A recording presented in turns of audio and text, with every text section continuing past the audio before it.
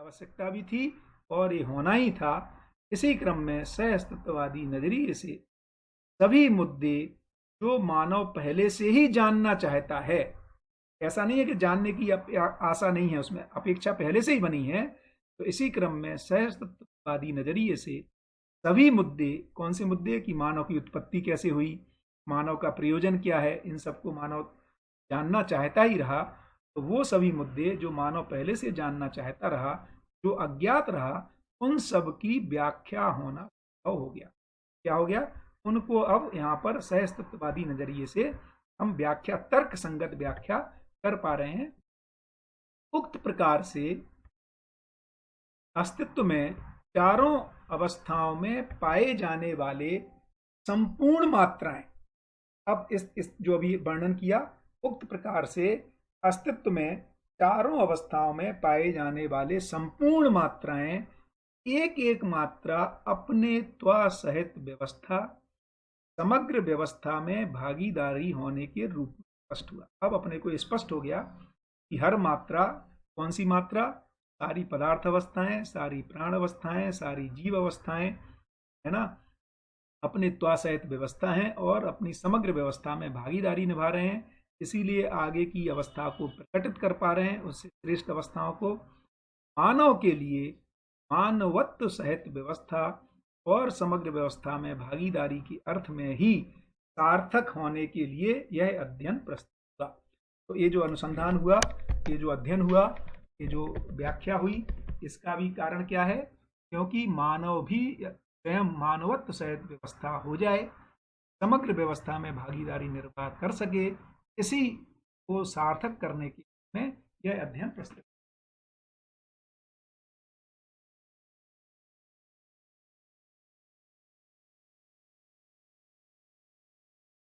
तो बहुत ही सहज ढंग से मानव का प्रयोजन क्या है, मानव की उत्पत्ति कैसे हुई ना, तो जब हम पूरे विहंगम दृष्टि या समग्रता में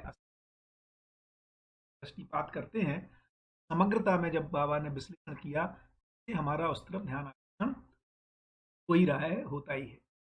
मात्रा विधा में रूप, अब आगे बढ़ते हैं। अब मात्रा विधा में रूप गुण स्वभाव धर्म के अध्ययन के संबंध में रूप चारों अवस्थाओं के लिए स्पष्ट हो गई। अब इसमें बाकी स्पष्टता है, रूप को आकार आयतन घन के रूप में। अब गुण और स्वभाव के संबंध में स्पष्ट होना आवश्यक है। स्वभाव चारों अवस्थाओं में भिन्न देखा जा रहा है। तो धर्म की बात अभी ऊपर की थी ना, की आशा और सुख धर्मता के रूप में। अब यदि स्वभाव की बात करें तो स्वभाव में ये दिखाई दे रहा है कि पदार्थ अवस्था में संगठन विघटन या किसी से संगठन और किसी से विघटन क्रिया के रूप में स्वभाव को पदार्थ अवस्था में देखा जाता है। प्राण अवस्था में जो स्वभाव है वो सारकता मारकता के रूप में देखा जाता है। क्या चीज है भाई सारकता? तो उसको आगे बता रहे हैं। तो सारकता क्या चीज है? स्वयं में विपुल होने के अर्थ में, माने जो मल्टीप्लाई करना है, एक से अधिक पुष्टि की बात कर रहे हैं, उस अर्थ में सारकता। दूसरा सारकता का क्या मतलब है? जीव संसार को उपयोगी होने के अर्थ में ना, जीव संसार की पुष्टि। तो मारकता क्या चीज है? तो मारकता का मतलब अपने बीज व्यवस्था को विपुल बनाने में अड़चन पैदा करना। तो ऐसा नहीं है कि जो पेड़ है बढ़ता ही चला जाए, बीज अनेक होते ही चले जाएं, तो उसमें जो बैलेंस है, उसमें जो नियंत्रण है, इसीलिए बोलते हैं प्राण अवस्था में जो नियंत्रण है स्वयं स्फूर्त नियंत्रण है। तो सारकता एक लेवल तक पुष्टि करता है, उसके बाद पुष्टि को रोक देता है ना। अपने शरीर को भी अपन देखें तो बचपन से शरीर पुष्ट होता है, एक प्रौढ़ अवस्था तक फिर एक समय तक, एक लंबे समय तक बना रहता है, और फिर उसकी पुष्टि रुकना बंद हो जाती है और विरचना की शुरुआत हो जाती है। तो इसी स्वभाव को कह रहे हैं मारकता। तो मारकता का मतलब अपने ही बीज व्यवस्था को विपुल बनाने में फिर अड़चन पैदा करने की क्रिया और जीव संसार के लिए रोग या मृत्यु कारक होने की स्थिति। तो जो प्राण अवस्थाएं हैं वो सारकता के अर्थ में भी हैं और मारकता के अर्थ में। अब जीव संसार को यदि देखेंगे, है ना, क्योंकि नहीं तो बैलेंस ही नहीं रहेगा। पता लगा पेड़ है वो पुष्टि हुआ चला जा रहा है ना, उसमें मारकता का स्वभाव नहीं दिखेगा, है ना, तो उस रचना की विरचना नहीं होगी, अगली संभावना का उदय नहीं होगा। तो पूरा डिजाइन किसी लक्ष्य के साथ है, प्रयोजन के साथ। जीव संसार में, अब जीव संसार में स्वभाव को देखने जाएंगे तो क्रूर और अक्रूर के रूप में पहचाना। अक्रूर का अर्थ है दूसरे जीवों का हत्या ना करना, मांस भक्षण ना करना, या दूसरे शब्दों में वनस्पति आहार पर जीते रहना, ये अक्रूरता है। इस प्रकार से क्रूर क्या हो गया? जो मांस भक्षण करते हैं, दूसरे जीवों का हत्या करते हैं, उसके आधार पर अपने को भोजन को पहचानते हैं। इस प्रकार से क्रूर अक्रूर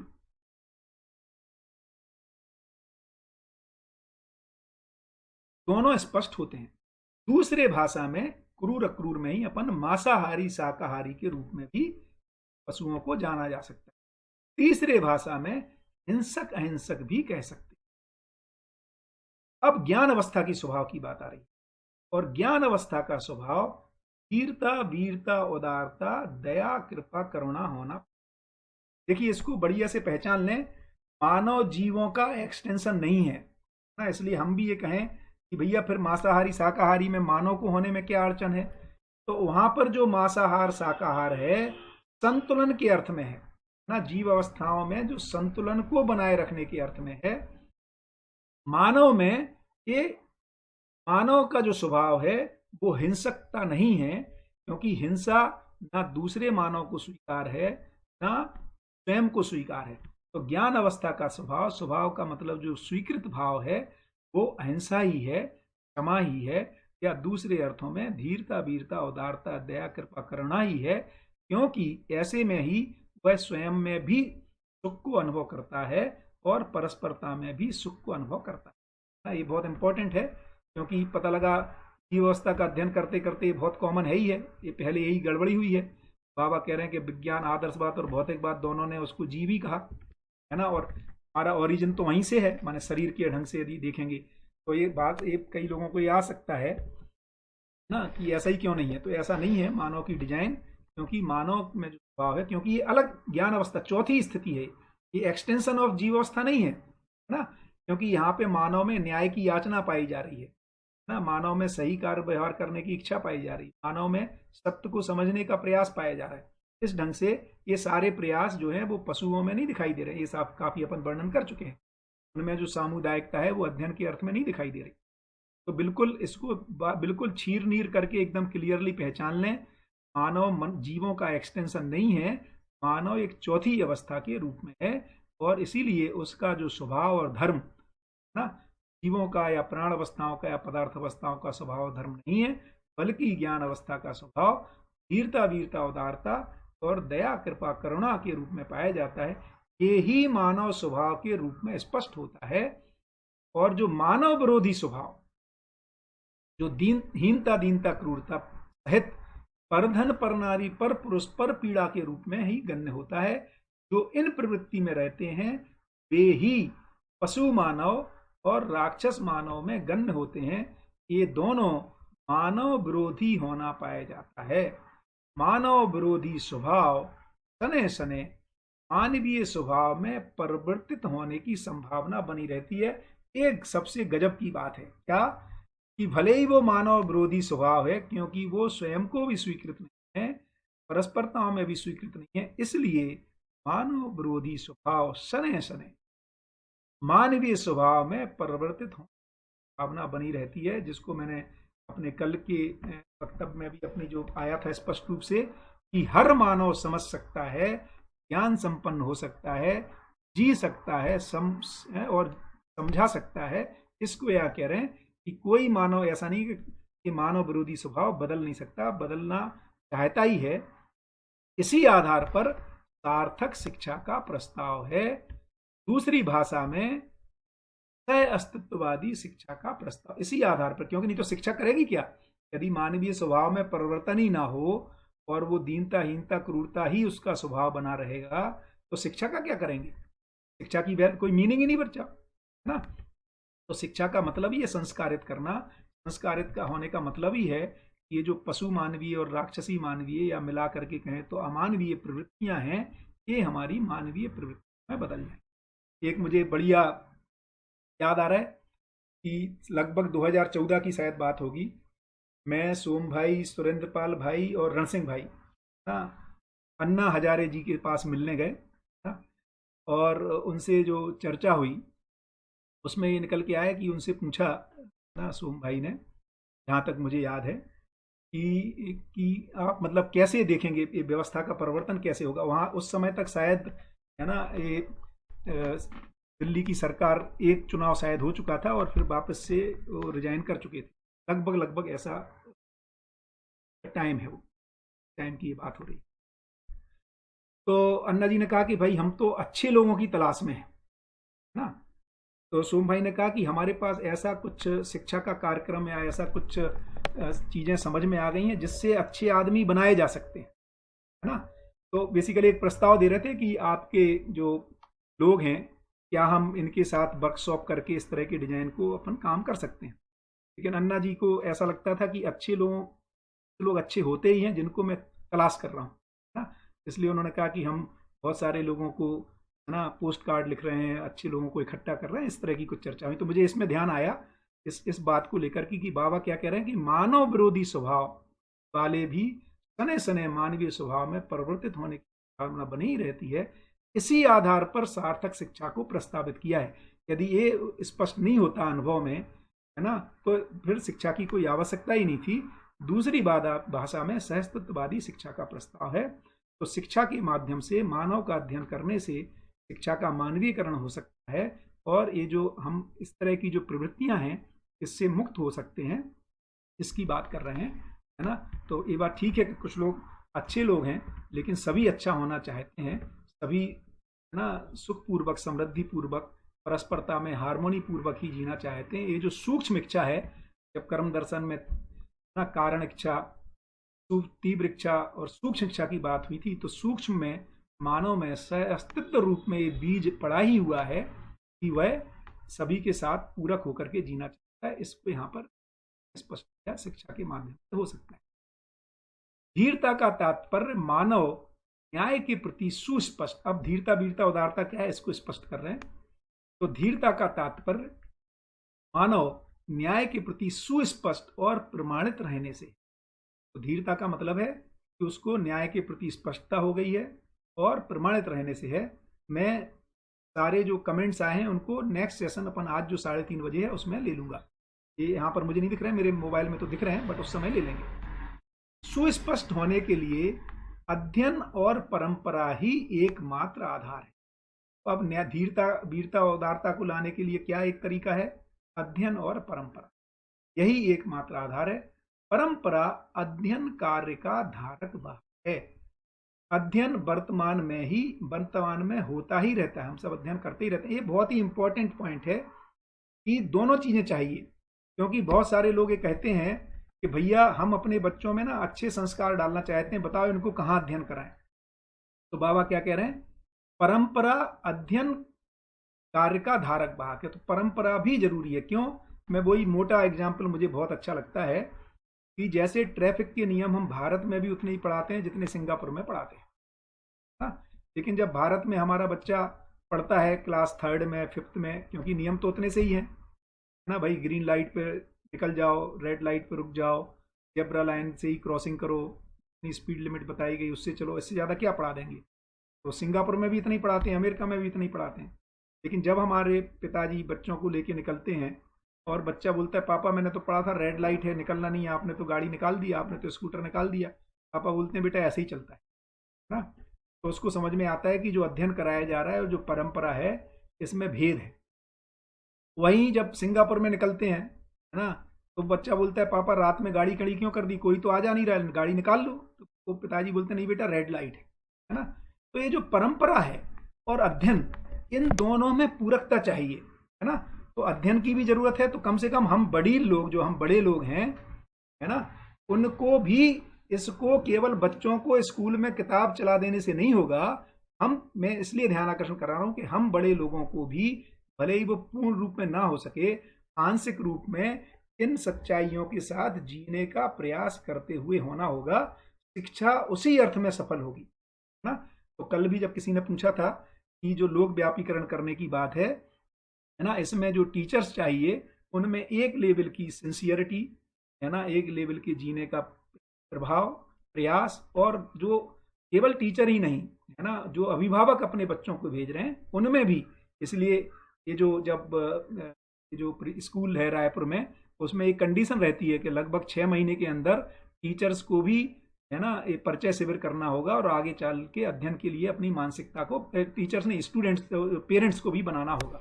बहुत बढ़िया, ये बहुत अच्छा ध्यान आकर्षण है। परंपरा अध्ययन कार्य का धारक वाहक है, अध्ययन वर्तमान में होता ही रहता है।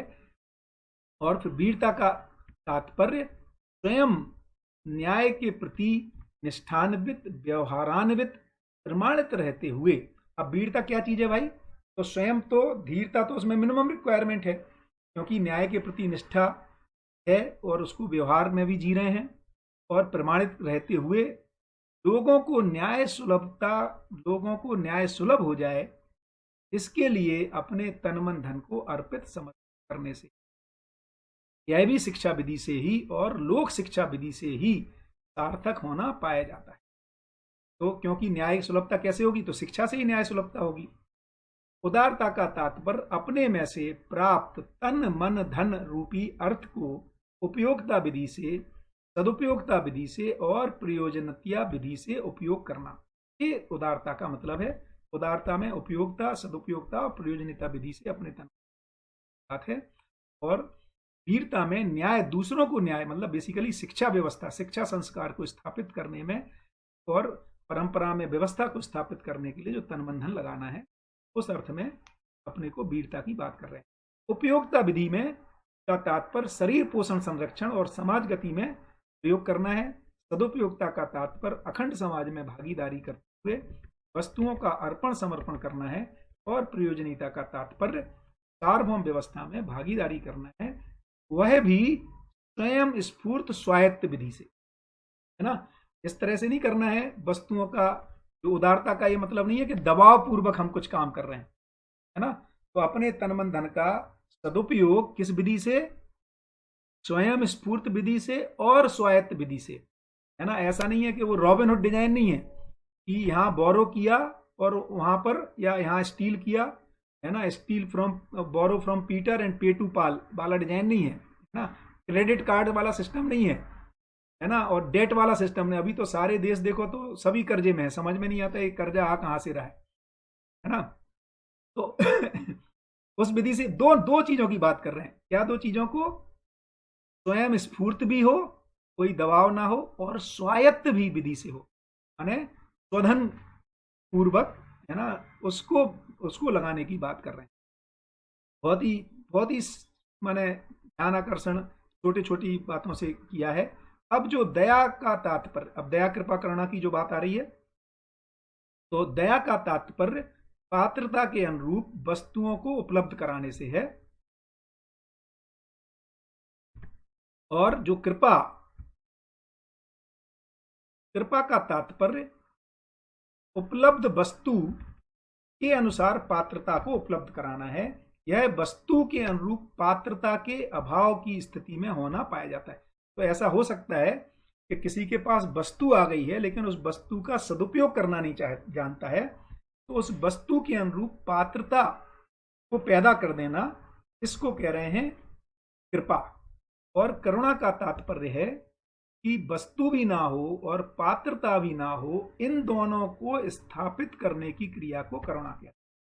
तो मानव दया कृपा करुणा पूर्वक मानव देव मानव और दिव्य मानव के रूप में वैभवित होना पाया जाता है। ऐसे वैभव देश, धरती और मानव के लिए अत्यधिक उपयोगी होना पाए जाते हैं। तो धीरता, वीरता, उदारता मानवीय स्वभाव है, और दया कृपा करुणा देव मानव और दिव्य मानवीयता का स्वभाव है। और ऐसे मानव, है ना, पूरक धरती पे मानव के लिए अत्यधिक उपयोगी होना पाए जाते हैं। तो दया कृपा करुणा को थोड़ा सा डिफरेंशिएट कर लेते हैं। तो दया कह रहे हैं कि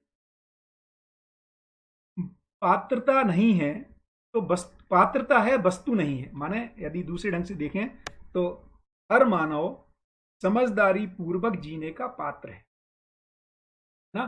तो यदि पात्र है तो उसको ज्ञान रूपी वस्तु जिसमें जिज्ञासा शुरू हो गई है ना, या समीक्षा हो गई है, ऐसे लोगों को ज्ञान रूपी वस्तु को उपलब्ध करा देना ही दया के रूप। और वस्तु उपलब्ध है और पात्रता नहीं है ना, तो वस्तु आसपास है, माने ज्ञान रूपी वस्तु तो उपलब्धि हो गई, अब उसका मन ही नहीं लग रहा है इसमें, तो कैसे उस वातावरण को निर्माण करें, है ना, जिसको लोक व्यापीकरण कह रहे हैं, कि उस वातावरण में उसमें अध्ययन करने का की पात्रता उदय हो जाए। तो वस्तु उपलब्ध होने के अनुरूप पात्रता के अभाव में ऐसी स्थिति पाई जाती है, जो आज की स्थिति में देखता हूं कि ज्ञान रूपी समझ रूपी वस्तु उपलब्ध हो गई है, कैसे हम मानव में, है ना, पात्रता का विकास कर सकें, उसमें वो जिज्ञासा को उत्पन्न कर सकें, उसमें समीक्षा करा सकें कि ये जो रूप बल पद्धन से, है ना, जो संवेदनाओं में क्षणिक सुख में ही उसी को बड़ा बड़ा के निरंतर करने का असफल प्रयास है, ऐसा उनमें निष्कर्ष आ पाए और वो इस ज्ञान रूपी वस्तु के लिए अपनी पात्रता को पा सकें।